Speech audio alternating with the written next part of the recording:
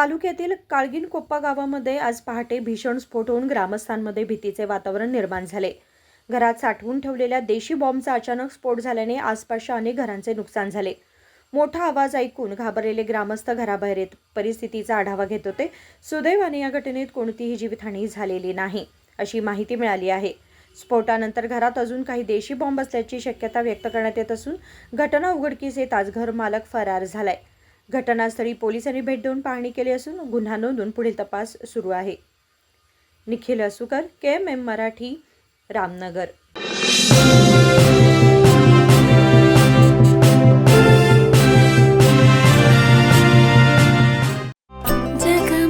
ಜಗಮಗ ಹೊಳೆಯುವ ಕಣ್ಣುಗಳು ಹೃದಯದಿ ಹರುಷದ ಅಲೆಗಳು ಬಂದಿದೆ ಶುಭಗಳಿಗೆ ಪ್ರೀತಿಯ ಗಳಿಗೆ ರೇಷ್ಮೆಯಲ್ಲಿ ಸುತ್ತಿದ ಸ್ವರ್ಣಗಳಿಗೆ